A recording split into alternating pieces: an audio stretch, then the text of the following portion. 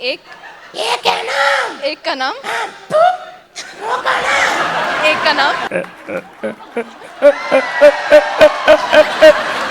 ஒரு படம் வந்து எப்பயுமே வந்து ஒரு கருத்தை பேசும்னு சொல்லுவாங்க. ஆனால் இந்த படம் வந்து மிகப்பெரிய கருத்தை பேசியிருக்கு. மனித நேயம்னா என்ன அப்படிங்கிறத வந்து இந்த படத்தின் மூலயமா தெரிஞ்சுக்கலாம்.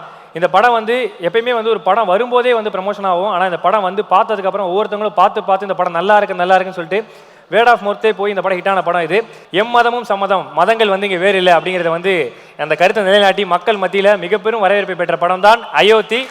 இந்த படத்தை வந்து கௌரவிக்கிறதுக்காக நம்ம அனைவருக்கும் பிடித்த இசையமைப்பாளரும் இயக்குனரும் நடிகருமான ஜேம்ஸ் வசந்தன் சார் அவர்களை மேடைக்கு அழைக்கிறோம்.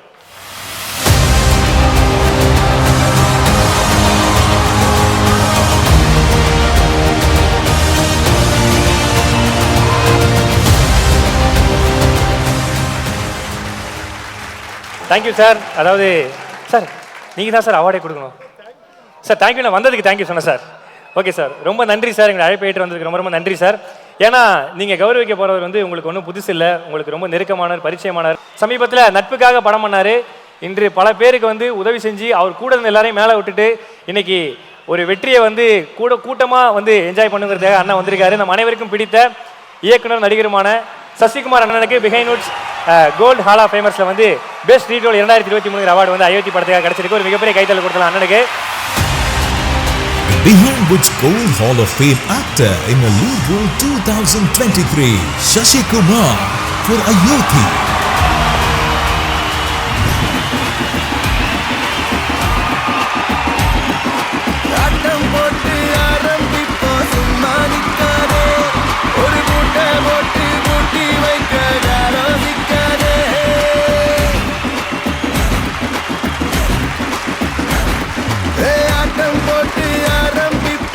ஓகே, அடுத்து இந்த விருதை வாங்க போகிறவரை பற்றி சொல்லணும்னா எனக்கு ரொம்ப ஸ்பெஷல். இவரை பற்றி சொல்லணும்னா எப்படி சசிகுமார் சாரும் நாடோடிகள் படத்தில் வந்து காதலுக்காக வந்து போராடினாரோ அந்த நட்பை வந்து எவ்வளோ அழகாக சொல்லியிருப்பாங்களோ அதே மாதிரி இவர் என்னுடைய நண்பன் தான். இவரை பற்றி சொல்லணும்னா முன்னாடி இவர் வீக்கெண்ட் ஆனால் இவருடைய ஷோஸ் வந்து டிவியில் வந்துட்டு இருந்துச்சு. இப்போ வீக்கெண்ட் ஆனால் இவருடைய படங்கள் வந்து தியேட்டரில் வந்துட்டு இருக்கு. குக் வித் கோமாளின்னு சொன்னாலே ஞாபகம் வருது. ஒரு மிகப்பெரிய கைத்தல் கொடுக்கலாம் நம்முடைய புகழுக்கு. The Behind which Gold Hall of Fame actor in a supporting role 2023, Pugar for Ayothi.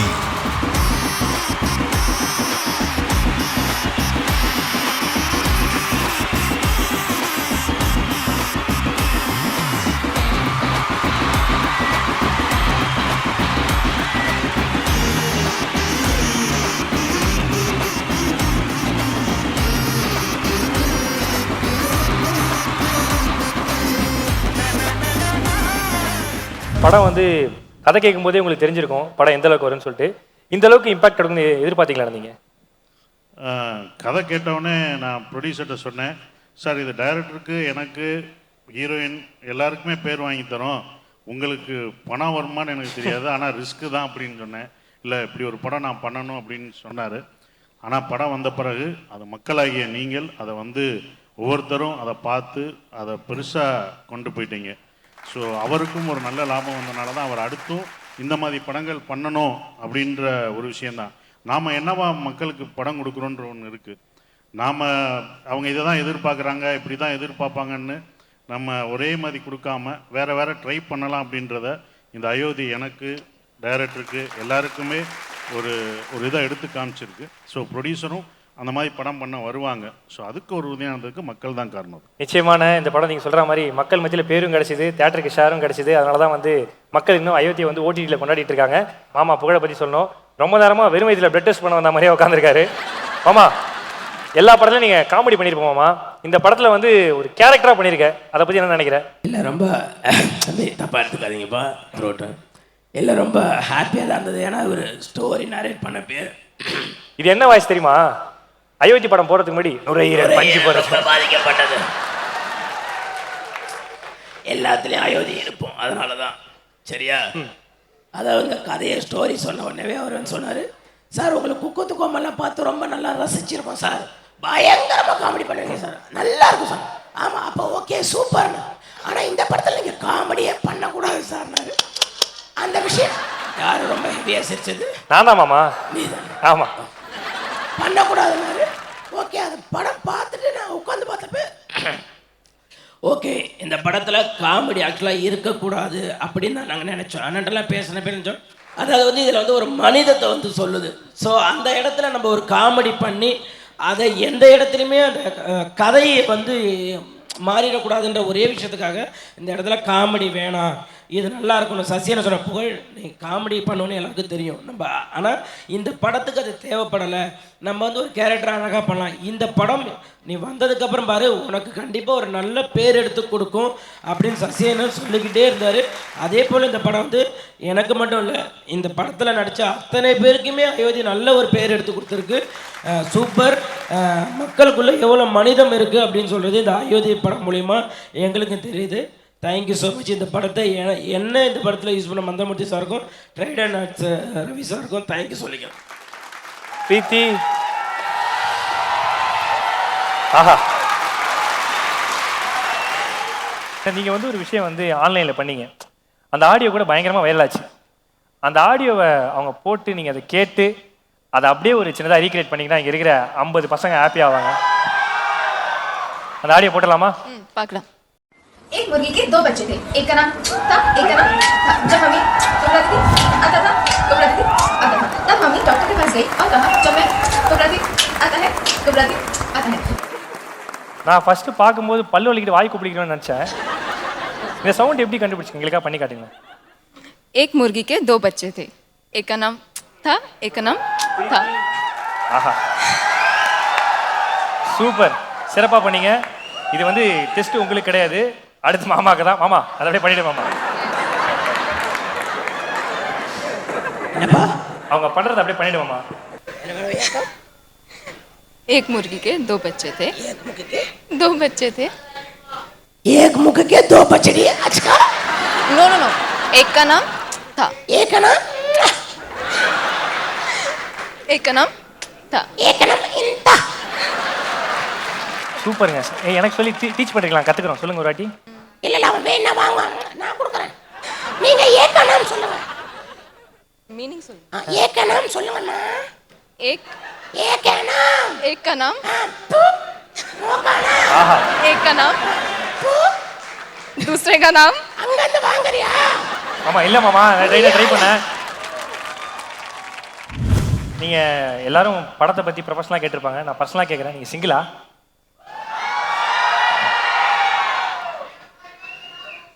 ஆமா, சிங்கிள். ஆஹா, சூப்பர். ஸோ புகழ், உங்ககிட்ட ஒரு கேள்வி கேட்கணும். ஏன்னா ஃபேமிலி தான்பா. தெரியும், நீங்கள் ஃபேமிலி தெரியும், தெரியும், கண்டிப்பாக தெரியும் உங்களை பற்றி. ஸோ உண்மையிலேயே அவங்க ஏன் அந்த பொண்ணு வந்து உங்கள் பக்கத்தில் உட்காந்துருக்காங்க தெரியுமா பிரீத்தி? ஏன்னா அவங்க அப்பாவோட கிளாஸ்மேட்டுங்கிறதால அவங்க பக்கத்தில் உட்காந்துருக்காங்க. புகழ், உங்ககிட்ட கேட்குறேன். வாய்ஸ் வேற இன்னைக்கு சூப்பராக இருக்குது. இன்னைக்கு சசியனை வேற இருக்கிறாங்க. நல்லா பாட்டு பாடி தரேன். பாட்டு இல்லை, இப்போ வந்து சசியனை இருக்காங்க. ஏன்னா சசியனாலே வந்து நமக்கு ஃபர்ஸ்ட் டக்குன்னு ஒரு சுப்பிரமணியபுரம் படம் தான். நீங்கள் ஏன்னா நீங்கள் வந்து ஜாலியாக வந்து ரொமான்டிக்கெல்லாம் பயங்கரமாக பண்ணுவீங்க, நாங்கள் பார்த்துருக்குறோம். ஓகேவா? நிறையா பண்ணி ஒய்ஃப் திட்டலாம் வேறு வாங்கியிருக்கீங்க, நிறையா நாங்கள் செஞ்சுக்கிறோம். சரி, ஓகே, சாரிப்பா. நீங்கள் வந்து பக்கத்தில் ஹீரோயின் வேறு இருக்காங்க. சுப்பிரமணிய படத்தில் ஒரு டைலாக் கொண்டு வரும், ஜெய் சார் பேசுவார்.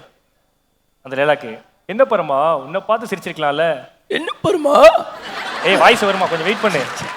உன்னை பார்த்து சிரிச்சிருக்கலாம்ல, சித்தனை பார்த்து சிரிச்சிருக்கலாம்ல, என்னை மட்டும் பார்த்து சிரிக்கிறானா சும்மாவா அப்படின்னு சொல்லிட்டு அண்ணனை பார்த்து அந்த ஹீரோயினை பார்த்து டைலாக் சொல்லுங்க. அண்ணன் சொல்லுங்க. ஆமாம். பரமா? ஏய், பேசு. என்ன பரமா? பப்பி நாய் மேல பைக் ஏற மாதிரி இருக்கு. ஆமா, என்ன பரமா? என்ன பரமா? ஆ, அவ சித்தனை பார்த்து சொல்லியிருக்கலாம்ல, ஏன் மந்திரமுத்தியை பார்த்து சொல்லியிருக்கலாம்ல, என்னைய மட்டும் பார்த்து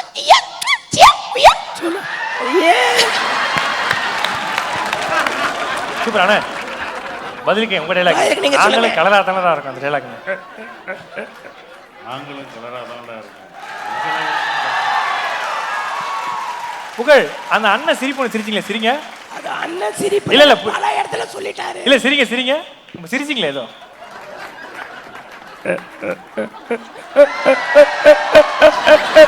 அண்ணா என்னண்ணே, எங்க போற இடத்துலனால சசி இந்த மாதிரி சிரிக்கிறேன்னு சொல்லிட்டு எல்லா ஸ்டேஜ்லயும் இந்த மாதிரி சிரிக்கிறாரு.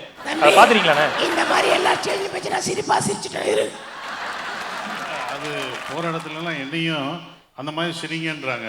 அது வந்து நமோ நாராயணன்னு நாடோடிகளில் பண்ணார். அவரை முன்னாடி நிற்க வச்சு அவர் சிரிப்பார், அதை பார்த்து நான் சிரிப்பேன், அவர் சிரிப்பார், நான் சிரிப்பேன். அப்புறம் டப்பிங் போகும்போது எனக்கு அந்த சிரிப்பு வரல.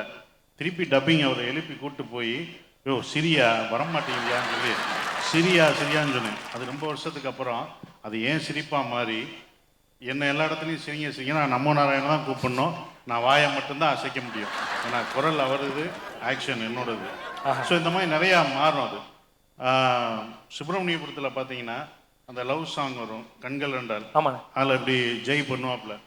அது நான் என்னோட ஆட்டிடியூட் நான் அவருக்கு சொல்லி தருவேன்ல, அப்போ எனக்கு அது வந்துருச்சு. நான் சொல்லி கொடுக்குறத அவர் அப்படியே பார்த்து எடுத்து பண்ணிட்டார். இப்போ சுந்தர பாண்டியனில் எனக்கு வரும்போது என்ன அறியாமல் அது வருது, ஏன்னா அது என்னோட பாடி லாங்குவேஜ். அது பண்ணும்போது சார் நீங்கள் ஜெய் மாதிரி பண்ணுறீங்கன்ட்டாரு. டேரக்ட் என்ன ஜெய் மாதிரி நான் எங்கடா பண்ணேன் சார், வந்து பாருங்க சார் பார்க்குறேன். அப்பா இது நம்மகிட்ட இருந்து நம்ம எடுத்துருக்காம போட்டேன். இப்போ நான் அது பண்ணாலே அது ஜெய் ஸ்டைல் ஆயிடுது. ஸோ இப்படி தான் மாறிடும். நம்ம டைரக்டராக இருக்கும்போது நம்ம ஒன்று சொல்லி கொடுக்கும்போது அவங்க எடுத்து பிடிச்சி பண்ணிடுவாங்க, அது அவங்களோட இதாயிரும். அப்படி தான் இப்போ மாறி போயிருக்கு. ஒன்றும் பண்ண முடியாது, ரெண்டுமே பண்ண முடியாது. சிரிப்பும் பண்ண முடியாது, இதுவும் பண்ண முடியாது. இல்லை கரெக்டு தான். ஏன்னா நான் ரொம்ப நாளாக சிங்கிள் சுற்றிட்டு இருந்தேன். இப்போ மச்சான் அதை ஃபாலோ பண்ணி சிங்கிள்ன்றான். இல்லை உண்மையிலே மாமா இந்த இடத்துல வந்து மிகப்பெரிய ஒரு புதிய விஷயத்தை இன்ட்ரடியூஸ் பண்ண போகிறேன். படத்துக்கு தான் டப்பிங் பண்ணுவாங்க, அவார்டு ஃபங்க்ஷனுக்கு முதல் முறை டப்பிங் பண்ண போகிறேன்னு நினைக்கிறேன். ஏன்னா ஆடியன்ஸ்லாம் ரொம்ப வந்து எப்படி புகழ் இப்படி பேசுறாருன்னு சொல்லிட்டு வெயிட் பண்ணுறாங்க. அண்ணா சசியண்ணே, சுப்பிரமணியபுரத்தை பற்றி பேசும்போது இன்னொரு விஷயம் கேட்கலாம்னு நினைக்கிறேன். எல்லா படமும் இப்போ சீக்வல் பண்ணுறாங்க, சுப்பிரமணியபுரம் பார்ட் 2 வருமானே? இல்லை, அது பார்ட் 1ஆவே அப்படியே இருக்கட்டும், எல்லாருக்கும் பிடிச்ச மாதிரி, எனக்கும் பிடிச்ச மாதிரி. அதை எங்கேயும் தொந்தரவு பண்ண வேணாம், அது அப்படியே இருக்கட்டும்ன்ட்டு நான் பார்ட் 2 அப்படி யோசிக்கலை. அண்ணா இப்போ இண்டஸ்ட்ரியில் வந்து நட்புனாலே நீங்கள் தான், நீங்களும் கனி அண்ணனும் சமுத்திரகனி சாரும் வந்து 2 பேருமே சேர்ந்து நிறைய வெற்றி படங்கள் கொடுத்துருக்கீங்க. அடுத்து இந்த காம்போ எப்போ நாங்கள் ஸ்க்ரீனில் பார்க்கலாம்? அடுத்து ஒரு கதை பண்ணியிருக்காரு. ஸோ கூடிய சீக்கிரம் பார்க்கலாம், அதுக்கான வேலைகள் நடந்துட்டு இருக்கு. சூப்பர்ண்ணா. என்னதான் இருந்தாலும் இந்த படம் வந்து இந்த அளவுக்கு வந்திருக்குன்னா டேரக்டர் முக்கியமான ஒரு காரணம். ஏன்னா மந்திரமூர்த்தி சார் உங்களை தான் கேட்கணும்னு நினச்சேன். இந்த படத்தை வந்து நீங்கள் சொல்லும் போதே வந்து இது வந்து ஒரு கமர்ஷியல் படமும் கிடையாது, ஆக்ஷன் படமும் கிடையாது. இதை வந்து இது நிறைய ஸ்ட்ரகிள்ஸ் இருந்திருக்கும் இந்த படம் பண்ணுறதுக்கு. அதெல்லாம் எப்படி ஃபேஸ் பண்ணீங்க, அதை எப்படி ஹேண்டில் பண்ணீங்க? அதுதான் நமக்கு ஃபஸ்ட்லேருந்தே ஒரு விஷயம் ஸ்ட்ராங்காக இருந்துச்சு. என்னென்னா எமோஷ்னல், ஒரு படத்தில் எமோஷ்னல் ரொம்ப ஸ்ட்ராங்காக இருந்துச்சு அப்படின்னா அதை கண்டிப்பாக மக்கள் ஏற்றுக்குவாங்கன்னு. அப்புறம் இன்னொன்றும் ஒரு ஃபஸ்ட்டு படம் அப்படிங்கும்போது அந்த பட்ஜெட்டு அந்த விஷயங்கள் எல்லாமே வச்சு பார்க்கும்போது கண்டென்ட்டும் ரொம்ப முக்கியம். கண்டென்ட் ரொம்ப ஸ்ட்ராங்காக இருந்துச்சு அப்படின்னா தப்பிச்சிடலாம் அப்படின்னு சொல்லி இருந்துச்சு. ஸோ அந்த எமோஷ்னல் ப்ளஸ்ஸு இது வரைக்கும் யாருக்கும் தெரியாத ஒரு களம், இந்த 2 வச்சு நம்ம பண்ணலாம் அப்படின்னு தான் ஃபஸ்ட் படம் பிளான் பண்ணோம். உண்மையிலேண்ணா, ஏன்னா படம் ஃபுல்லாக நாங்கள் பார்க்குறோம், ஒரு எமோஷன் நம்ம கூட ட்ராவல் ஆகிட்டே இருந்துச்சு. அதே மாதிரி நம்ம சசியனை வந்து ஃப்ளாஷ்பேக் ஒன்று இருக்குது, அது என்னங்கிறது நமக்குள்ள ஒரு க்யூரியாசிட்டி வந்துகிட்டே இருந்துச்சு. சின்ன வயசில் அப்படி சசியனை அவங்களுக்கு என்ன நடந்துச்சு? அது படத்துக்கு தேவைப்படலை, அதனால் எடுக்கலை. அதான் உண்மை. ஏன்னா என்ன நடந்துச்சு, அவர் எப்படி அப்படின்லாம் இங்கே கொண்டு வரல. முதல் யோசிச்சு வச்சுருந்தோம். ஆனால் அதான் சொன்னார்ல, ஒரு கதை எது தேவையோ அதை எடுத்துக்கிறோம், எது வேணாமோ அதை வெளியேற்றிடும். இந்த படத்துக்கு அதை தான் வெளியில் வந்துச்சு. இவர் யார், இவர் எப்படி இருந்தார் அப்படின்னு சொல்ல தேவைப்படலை, அதனால் அப்படியே வச்சுட்டாங்க. அந்த சின்ன ஃப்ளாஷ்பேக்குமே உங்களுக்கு இருக்க, அந்த காமிச்சிருக்க சின்ன ஃப்ளாஷ்பேக்குமே என்ன கன்வே பண்ணுறோன்னா அவருக்கு இறப்பின் வழி தெரியும், அவ்வளோதான் விஷயம், வேறு எதுவுமே இல்லை. அடுத்தவங்களோட கஷ்டம் தெரியும், இறப்பின் வழி தெரியும். அவர் அந்த மாதிரி ஒரு விஷயத்துல இருந்தால் வளர்ந்து வந்திருக்காரு அப்படிங்கிறதுக்கு பெருசாக டைலாக் எதுவும் இல்லாமல் விஷுவலாக கம்மியாக ரொம்ப ஷார்ட்டாக காமிக்கணும்னு நினச்சோம். அதுதான் அந்த ஷார்ட் பிளான் பண்ணோம். சூப்பர், ரொம்ப நன்றி சார். தேங்க்யூ. இந்த கேள்வி யாருமே கேட்கல, நீங்கள் தான் ஃபர்ஸ்ட் டைம் படம் பார்த்துருக்கேன் சார், ஓடிடியில் 9 வாட்டி பார்த்துருக்கேன் சார் நான். Thank you sir. இந்த கொஸ்டின் வந்து நான் உங்கள்கிட்ட கேட்கணும்னு நினச்சேன், எல்லாருமே கேட்கணும், ஃபஸ்ட்டு உங்கள்கிட்ட கேட்கணும். இந்த படத்தில் வந்து ஒரு 50 சீன் 55 சீன் இருக்கும், அதில் வந்து ஒரு 40 சீன் வந்து ரொம்ப அப்படியே அடுத்தன்னு போயிட்டு இருக்கும். ஆனால் இந்த படத்தில் எல்லா சீனுமே அப்படி தான் அடுத்தன்னு அப்படி போயிட்டு இருக்கும். நீங்கள் ஷூட் பண்ணும்போது உங்களுக்கு ஃபேவரட்னா எந்த சீன்? கிளைமேக்ஸ் என் பேர் சொல்லுவேன் பார்த்தீங்களா, அப்துல் மாலிக்னு சொல்கிறது தான் எனக்கு பிடிச்ச, எல்லாருக்கும் பிடிச்சது அதே சீன் தான். நான் தான் நடிச்சிருக்கேன், நான் தான் பண்ணேன். இவர் காமிக்கும் போது அந்த அப்துல் மாலிக்னு சொல்லும்போது நானும் கண் கலங்கிட்டேன், எனக்கும் பார்க்கும்போது அது என்னுடைய ஃபேவரட் சீன். அதுக்கப்புறம் இன்னொரு சீன் எனக்கு ரொம்ப பிடிச்சது வந்து பிரீத்தி அவங்க அப்பாட்ட பேசுகிற, ஒரு அழுதுட்டு ஒரு பேசும், ஒரு எமோஷனலான சீன், அது எனக்கு பிடிச்சது. அப்புறம் அவங்ககிட்ட வந்து அந்த ராமேஸ்வரம் தீர்த்தத்தை எடுத்துகிட்டு வந்து கொடுக்குற ஒரு விஷயம், அதுவும் எனக்கு பிடிச்சது. சூப்பர். மந்திரமூர்த்தி சார், நீங்கள் நிறைய வந்து உண்மையாக நடந்த சம்பவத்தை வச்சு நீங்கள் படம் பண்ணுறீங்க. அதுலேருந்து நிறைய விஷயங்கள் வந்து தெளிவாக சொல்கிறீங்க. உங்களை ஏதாவது பாதித்த விஷயங்கள் ஏதாவது இருக்கா?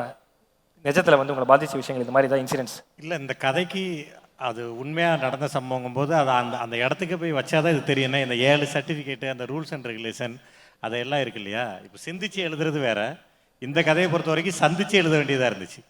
ஸோ அதனால தான் மதுரைக்கே போயிட்டு அந்த ரூல்ஸ் அண்ட் ரெகுலேஷன் எல்லாத்தையுமே ஸ்பாட்டுக்கு போயிட்டு ஃபுல்லாக ஸ்டடி பண்ணிவிட்டு அதுக்கப்புறம் எடுத்தோம்.